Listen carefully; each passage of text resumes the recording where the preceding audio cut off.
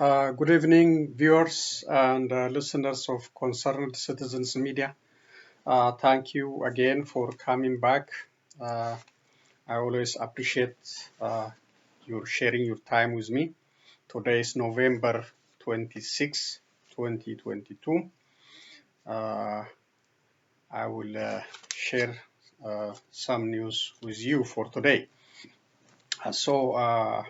First, the updates on Oromia. Uh, the challenge to our people over there still continue. Uh, and the Oromo Liberation Army movement toward the center, toward Finfinne or capital city of Addis Ababa, Ethiopia, Addis Ababa continues. The operation intensified. They are not too far from the center of Addis Ababa. They are around the capital city. So they are intensifying their operation. And several news outlets are sharing the news about Dr. Alemu Sime situation. Some are reporting he is already dead. Some are saying he is in hospital. So it's not clearly verified his situation. Alemu Sime is Abiy Ahmed right-hand man and a central committee for in Prosperity Party, especially he is very senior official in charge of the ongoing operation, especially in Oromia region. And he is a guy who was making trouble during oil with federal government negotiation.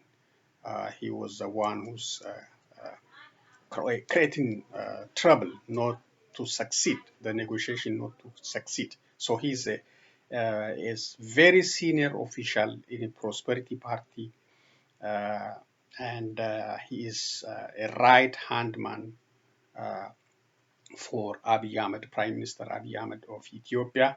So we are watching this news very seriously. We are following up with major announcement, whether from the government or from other major independent media. Small medias are talking about different accounts, and nobody took so far took any responsibility for this incident. So we don't know. OLA, Oromo Liberation Army, didn't take any responsibility, didn't release any press statement, but different media are talking about this guy, Dr. Alemu Sime, injured. Some are said he's dead. We don't know. We are following this news for further clarification, especially from major news outlet, independent news outlet, or anything from coming out from the government. So we don't know. So it's but it's circulating. It's circulating in many different medias, and Concerned Citizens Media didn't get confidential, credible news about this person. So we are following it. We'll share with you when the credible, independent information come out. Say something about this person. This person is very dangerous. He is very dangerous person, especially on the ongoing operation against the Oromo people and all the killings, whether the killing of Bagadas in Karayu and Eastern Shoa, and many other places, and on the ongoing operation. And even now, according to these small medias, he was attacked while he was having a meeting with, with local prosperity party officials and the security personnel about oil operation, how to handle oil operation. So this is a very serious person, senior politician, and is a right man of Abiy Ahmed. So it's not just simple news. So we are watching it, we are following it, and we'll report to you when we get the credible information. The other thing is, I don't know if you heard about Getachew Reda on Hard Talk BBC interview. He was talking all about peace, signed peace deal between Tigray and Ethiopian federal government, the challenge they are facing about the Eritrean forces, and whether they got defeated. That's why they signed this deal. So many different questions. It's about 24 minutes interview. So I will share a little bit from that interview. If you want to continue watching it, you can get it from BBC Hard Talk. That's 24 minutes interview. But I just take a little bit and then continue with other reading materials and the videos I shared for today. Thank you again. Let's listen a little bit. One of the most costly conflicts of the 21st century may be over. Representatives of the Ethiopian government and Tigrayan rebels signed a peace agreement earlier this month. After 2 years of war and perhaps 500,000 civilian deaths, Tigrayan forces are to give up their weapons. The Ethiopian army will take control of Tigray, and aid should begin to reach millions of desperate people. My guest is Getachew Reda, who signed the deal on behalf of the Tigrayan People's Liberation Front. Was this, in effect, the TPLF's surrender?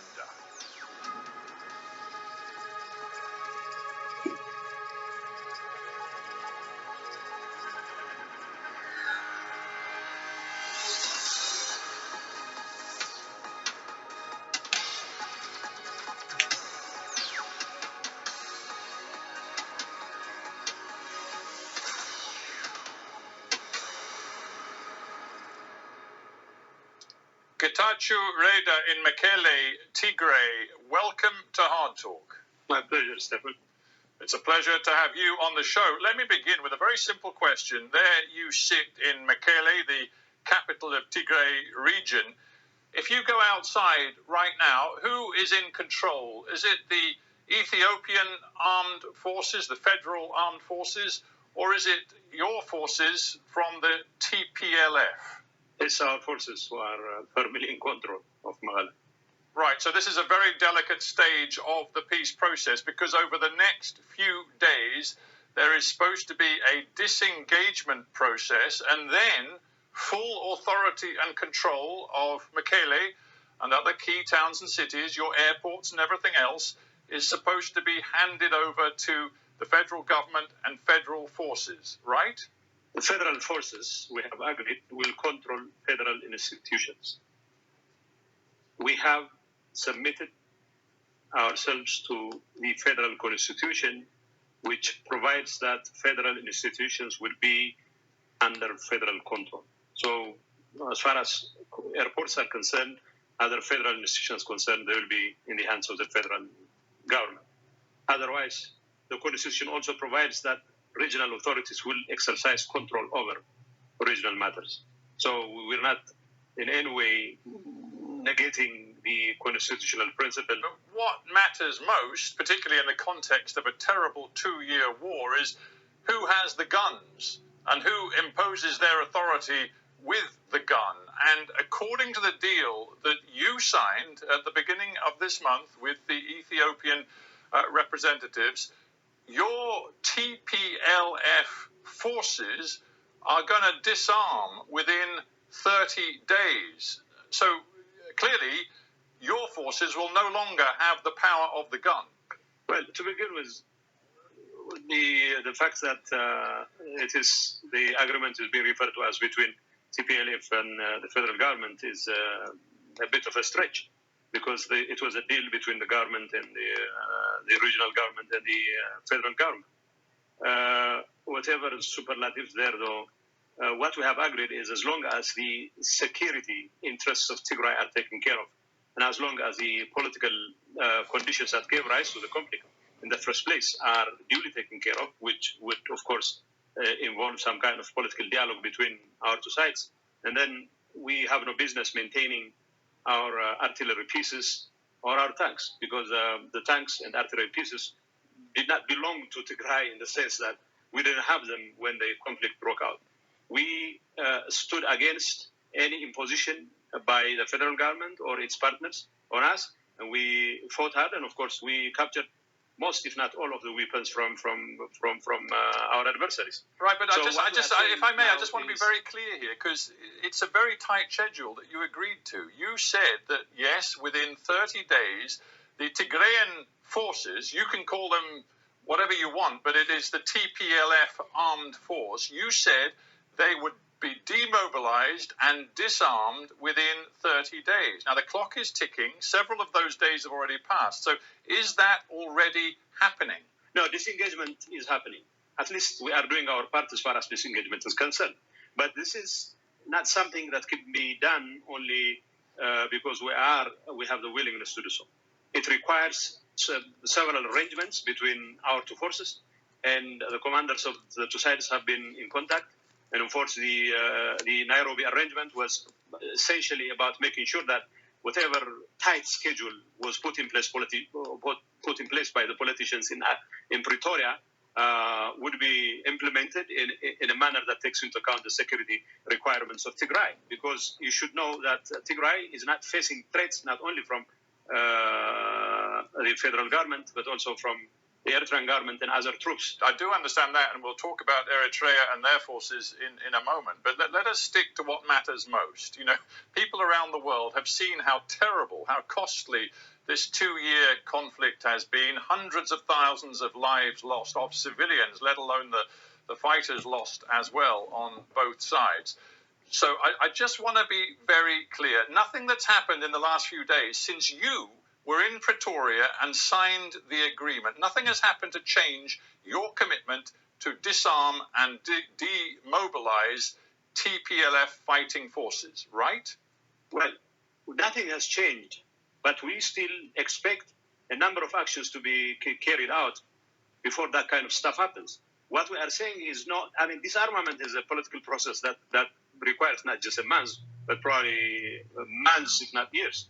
What we are saying here is we are ready to leave the past behind us, to make sure that our people get the kind of respite they so richly deserve after the suffering the last 2 years, that we are ready to address political problems in a peaceful and political manner, and that will be willing to hand over heavy weapons and heavy armaments as long as the security interests of Tigray are taken care of. We are ready to abide by the constitution. That has been our call from day one, and we are ready to do so. And nothing so far has changed. Although there is a very slow process with regard to the implementation of the process, but at least with regard to disengagement, we have been doing our part. And I would say the federal government, the federal defense forces commanders, and the commanders of our forces have been communicating on a daily basis, and I have reason to believe that these things can be taken care of and in a manner that addresses the security concerns of Tigray. Are you ready to acknowledge here and now that you in Tigray, the TPLF, you lost the war?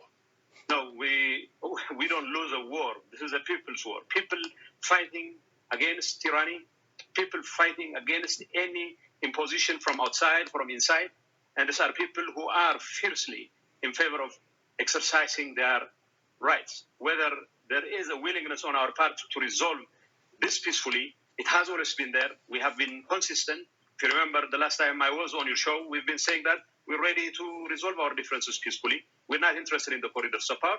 As long as those security concerns, those political issues that gave rise to the conflict in the first place are not addressed, the people of Tigray will not lay their arms. Whether I sign a deal or not is not of significance as long as those problems still persist, as long as our people continue to suffer under the kind of siege that our enemies have long imposed on us. Yeah, but the thing is, I do remember our last interview, which was in August 2021, and I went back and I looked at what you said to me then, and then you were in a real fighting mood, and you said to me, until the entire war military apparatus that has caused us misery and chaos in Tigray ceases to operate, we will continue to take whatever action is necessary. It is quite clear, even to the spring and summer of this year, you and all of your leadership in Tigray thought you could win.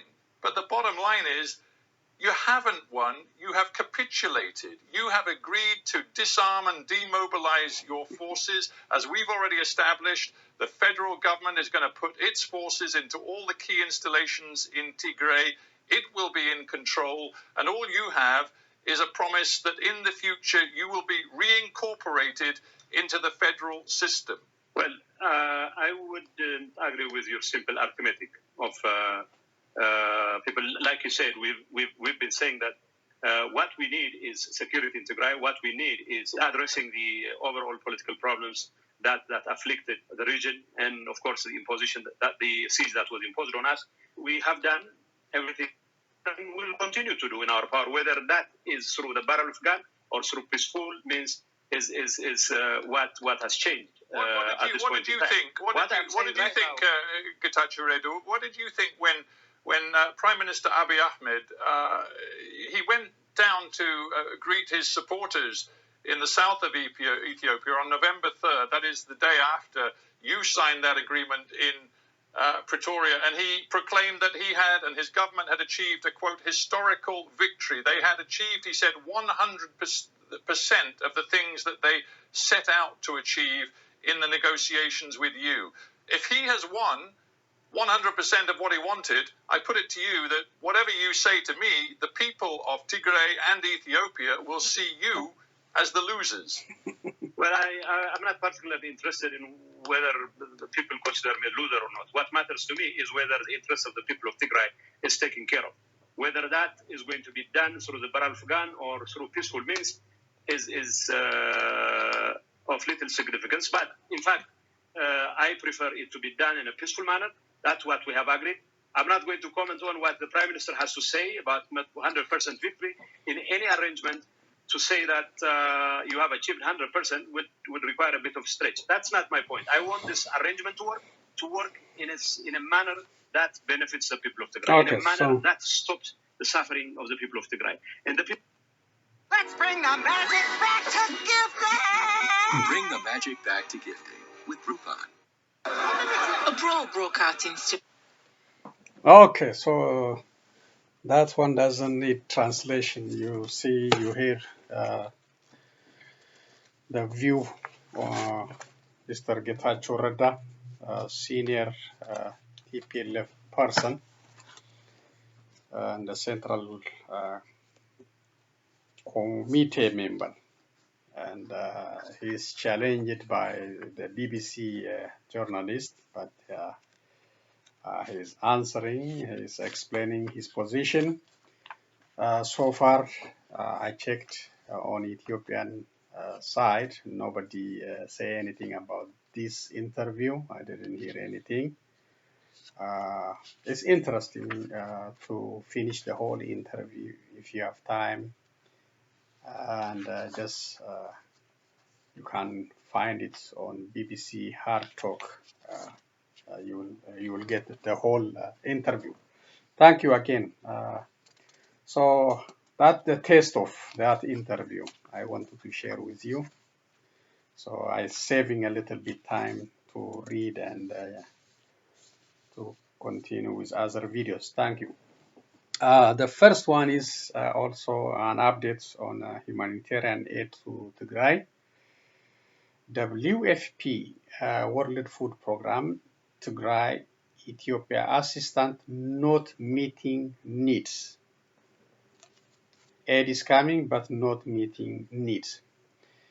Even as a ceasefire began in war-torn northern Ethiopia, the World Food Programme (WFP) claimed aid distribution in Tigray was not matching the needs of the affected region. An agreement was signed on 2nd November to end the two-year war that has killed countless people and created humanitarian crisis, and restore aid delivery to Tigray as a key component included. According to WFP, all 4 road corridors reopened in Tigray since the ceasefire. Additionally, humanitarian flights are now landing in major cities, significantly increasing the amount of aid reaching the region. The United Nations Food Agency said in a statement on Friday that the distribution of aid within Tigray is not matching needs, and WFP and partners urgently need access to all parts of the region.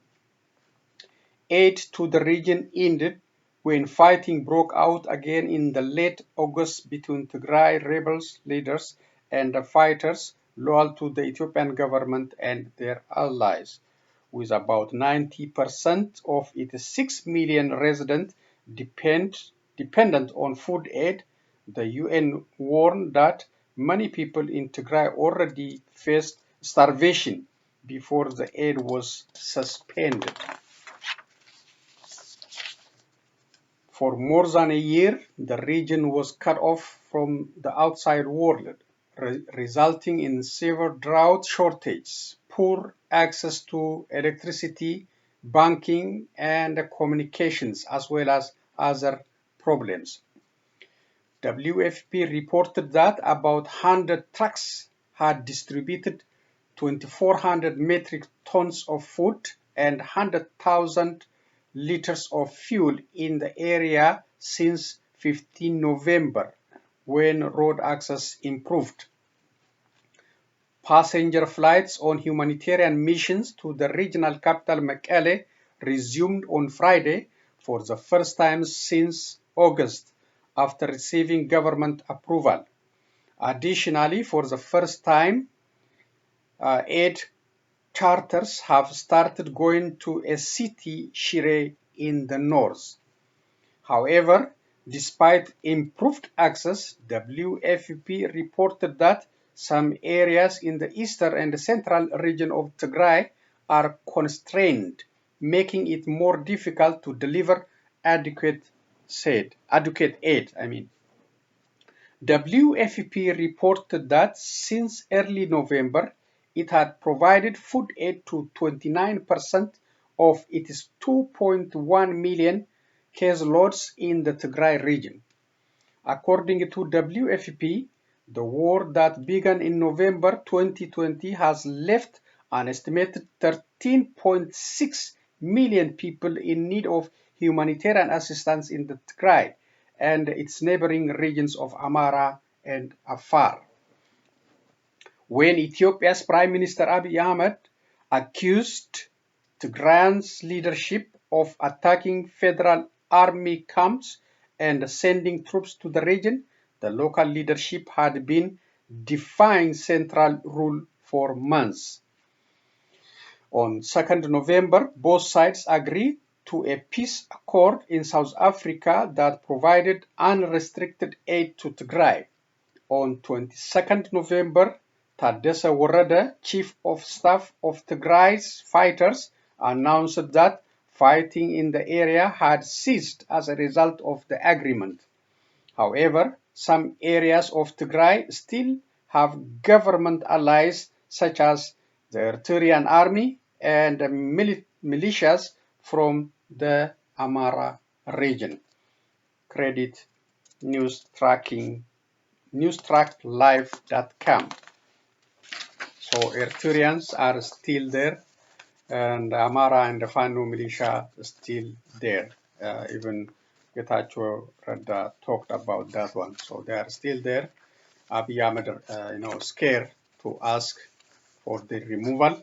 If he asks, the international community will quickly act. As long as Abiy embraces this idea, I don't know how the international community can, pressure Eritrea or Fano or Amara militia to withdraw from the Tigray region. It's very tough. So Abiy must act first, according to their agreement. This is about Gurage zone. I reported about Gurage zone last time under heavy security presence. Now officially, according to this standard report, it's officially under command post. Command post. So command post is circling in Ethiopia.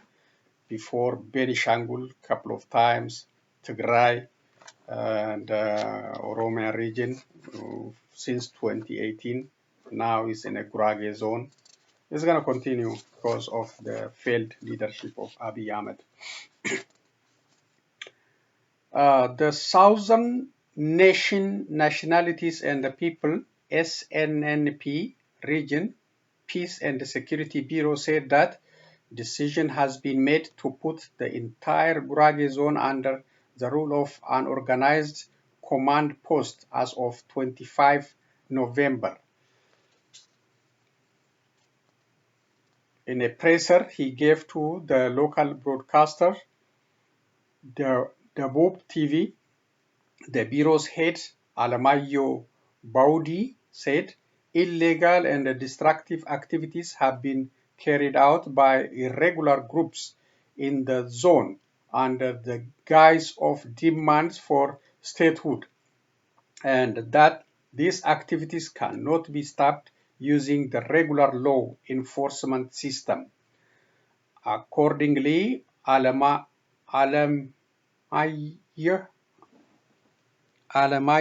said that security forces are authorized to take a number of measures and legal action against groups accused of actively taking part in destruction, including those who participate in activities that are not allowed by the law, and those who are doing any activity in any illegal way outside of the auspice of legally mandated government officials. On 18 August this year, a region-wide military command post had already issued restriction against holding any governmental and non-governmental meetings in woredas and the towns of the Gurage zone for an indefinite period of time. Regardless, Gurage zone has been protests, which include suspending civil service works and business activities as part of the zone's push for own statehood and increased self-administration. The latest of such protests took place on Friday, 18 November, when residents in Walkite city, the capital of the Gurage zone, staged protests boycotting routine activities in the city and its environs, which included suspending civil service works and business activities. But heavy crackdown in the aftermath of the protests saw more than 100 people detained by security forces. The protests are in opposition to a decision made by Ethiopian House of Federation in August to restructure the Gurage zone into a new regional state in a cluster with Hadiyya, Halaba, Kambata, Tambaro, Silte, and Yam special woredas. Alemu didn't mention who the irregular groups he was referring to, but he said that they won't disrupt the normal functions of the government in the zone and to confuse the people. He added that the groups are carrying out activities that create discontent between the Gurage people and the other peoples of the region. Due to inability to control these groups with regular and local law enforcement, a command post comprising federal police, SNNP special forces, and other security agencies will be in charge of the securing situation of the zone, he said. He admitted that 70 individuals suspected of having roles in the illegal activities have been arrested so far.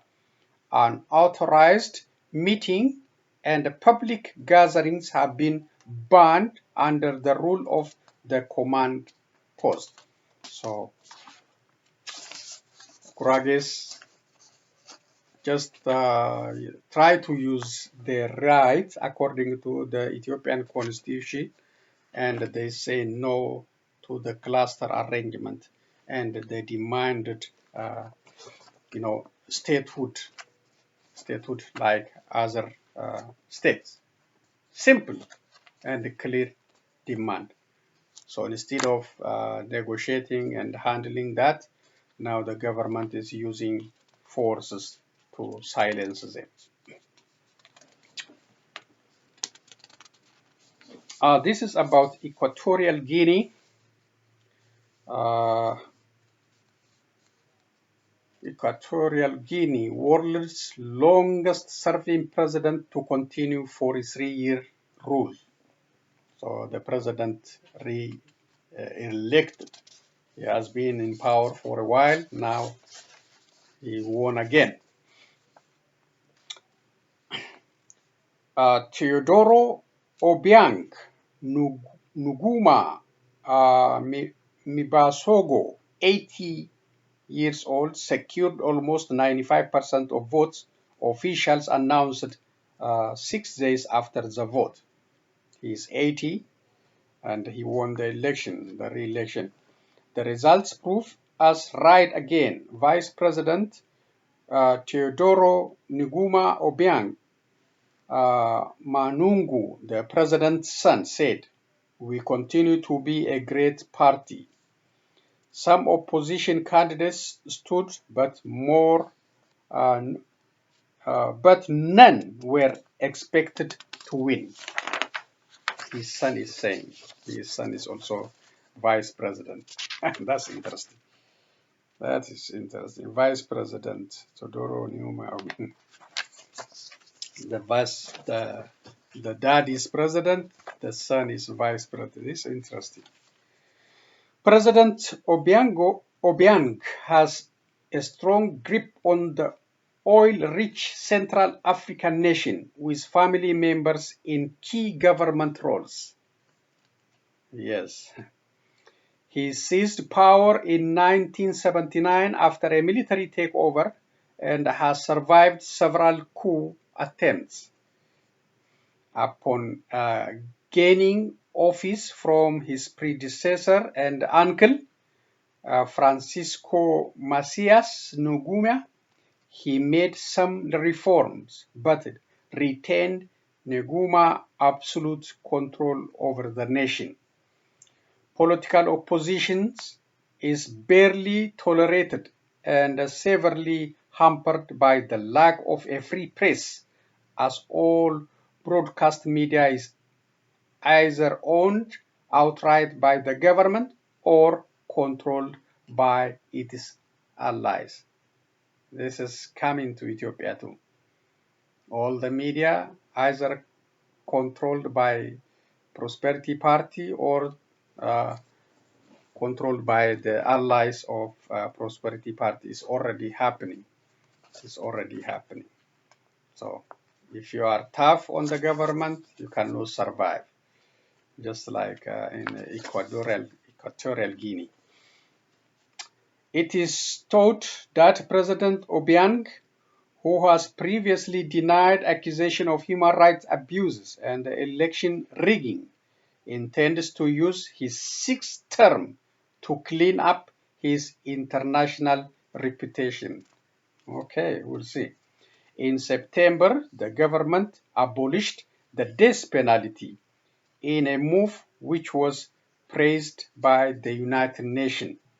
Equatorial Guinea has a history of what critics call fraudulent election results. Here are some points about Equatorial Guinea. In 1968, Spanish Guinea gained independence and became the Republic of Equatorial Guinea with Francisco Marcias Nguma as a president. Rights groups have labeled the country's two presidents, Francisco Marcias and Nguma, and Teodoro Obiang Nguma, as some of the worst rights abuses in Africa. The Spanish, French, and Portuguese speaking. The Spanish, French, and Portuguese speaking country discovered vast oil reserves in 1996, but much of the 1.4 million population has not benefited from this, with poverty still rampant. Credit BBC.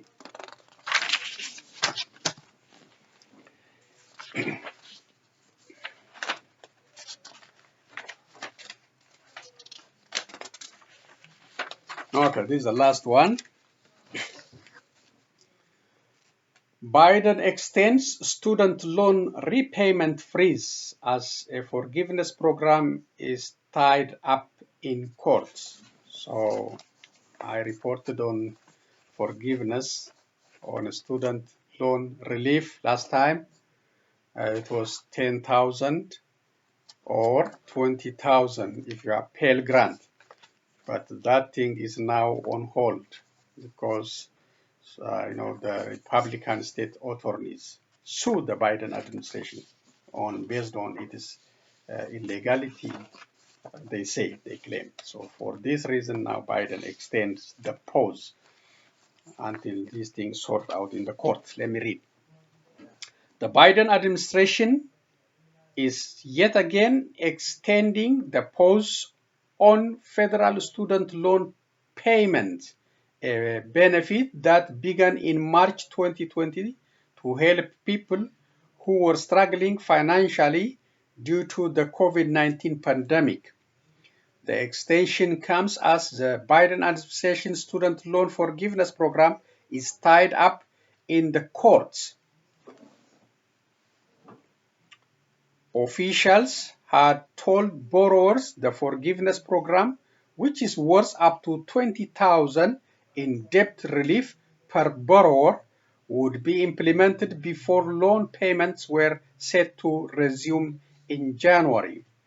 The payment pause will last until 60 days after the litigation is resolved. If the program has not been implemented and the litigation has not been resolved by June 30, payments will resume 60 days after that, according to the Department of Education. I am completely confident my plan is legal, said President Joe Biden in a video posted to Twitter Tuesday, referencing his student loan forgiveness program. But it is not fair to ask tens of millions of borrowers eligible for relief to resume their student debt payment while the courts consider the lawsuit, he added. Last week, the Department of Justice asked the Supreme Court to step in and reinstate the student loan forgiveness program while the legal challenge plays out. The program was struck down by a lower court judge in Texas on November 10. The challenge we are facing now is Republican attorneys from Republican states, Missouri, Texas, Arkansas, Iowa, all these Republicans, they are not happy about these students suffering financially. So they want to challenge Biden administration and to cancel this student relief. But if it is for rich people, for companies, I don't think they're going to file lawsuit. I don't think. But for students, for struggling students, they don't care. The payment pause extension gives the Supreme Court time to hear the case in its current term, Biden said. The administration had previously said the most recent extension until the end of December would be the last. Tuesday's announcement marks the eighth time the payment restart date has been rescheduled since March 2020. Borrowers' balances have effectively been frozen since then, with no payments required on most federal student loans. During this time, interest has stopped adding up and the collections on defaulted debt have also been on hold. The years-long freeze on payments and interest is expected to cost the government $155 billion through the end of 2022, according to an estimate from the Committee for a Responsible Federal Budget. The new extension will add to that total. If Biden's student loan forgiveness program is allowed to move forward, individual borrowers who earned less than $125,000 in either 2020 or 2021, and married couples or heads of household who made less than $250,000 annually in those years could see up to 10,000 of their federal student loan debt forgiven. If a qualifying borrower also receives a federal Pell Grant while enrolled in college, the individual is eligible for up to $20,000 of debt forgiveness. Credit for this one, CNN. So, you know, it's a good heart, a good feeling from President Joe Biden to help struggling students who are struggling not only with this student loan, but from so many loans and American bills. So he just want to do a little bit. It's not big, but it's a little bit help. 10,000 if you don't have student, Pell Grant. If you have Pell Grant, yeah, the relief is about $20,000. It's a help. But Democrats, Senator Elizabeth Warren and others demanded at least 50,000 relief, but Biden cut it down. Even he is facing challenge on these smaller ones. Thank you again. Let's finish up by listening to a couple of videos I choose for you for today. Thank you. Leon's Parliament in Freetown Wednesday, as MPs were in session. They debated the proposed change to the electoral system to allow for proportional representation in next year's election. In video footage, representatives from the ruling Sierra Leone's People's Party (SLPP) and the opposition All People's Congress (APC) party are seen fighting and throwing chairs. The country's electoral commission advised switching to proportional representation system for next year's local and parliamentary elections, excluding presidential polls. The opposition claims the move would be unconstitutional. However, the government backs the plan, which requires parliamentary approval. The fight erupted around 11 GMT and had quieted down by afternoon. According to local reports, the police intervened to calm down a riotous scene and expel disruptive MPs from the chamber. Last week, lawmakers passed legislation to introduce a gender quota in all elected and appointed positions.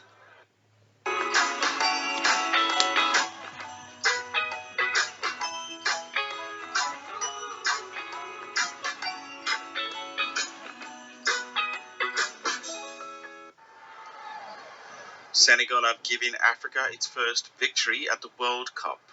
The Teranga Lions defeated Qatar on Friday in Doha, with Boulaye Dia opening the scoring just before halftime before Famara Diédhiou, a surprise starter for Aliou Cissé, doubled the scoring after the break. Staring defeat in the face, the host country labored half an hour to react.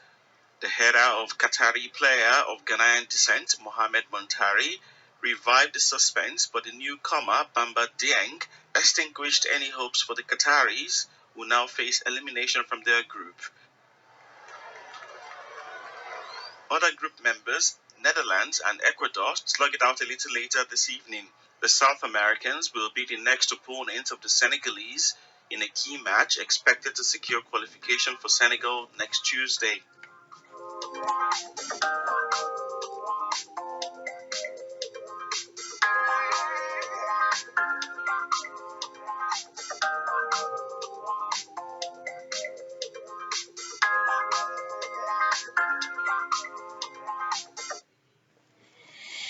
Okay, so these are the couple of videos I selected for today's update. So congratulations, Senegal, on winning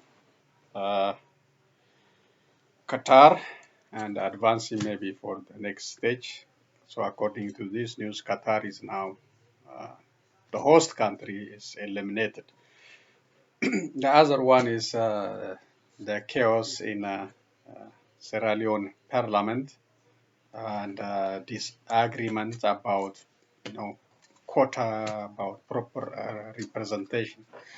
Yes, there may be issue, but it should be resolved in a more disciplined way. No fighting. That's it looks ugly. You know, they are not quite like Ethiopian Parliament. Ethiopian Parliament is year after year. The only thing they do is support, plan. That's the only thing they do. No challenge. No challenge. They don't care about the people they are representing, especially look in Oromia. We have so many parliament members from Oromia region. Oromia is burning, but nobody is talking about Oromia. Nobody, except one time, the guy, he went back home from Canada, I forgot. Dr. Angasa, he says something, and they silenced him. Now you don't hear nothing, nothing. Oromos are dying, losing their properties, their livestock, and the drones are, killing them. A heavy military operation. Nobody is saying.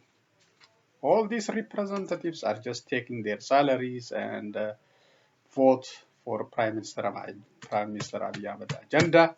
They don't challenge him, no challenge, and they don't care about the representation. They're just eating their salary. That's it. That's not the right kind of government. When your people are bleeding, if you are representing the people, you have to raise the issue, challenge the situation. Wallaga, especially Wallaga, since 2018, since Abiy Ahmed came to power and give us a lot of hope, he destroyed all hope. He lied to the whole Ethiopians and the global community. But our MPs, members of parliament, nothing. So that's all I'm going to say. Today I will be back with other updates. Thank you again for sharing your time with me. Please stay safe and enjoy your weekend.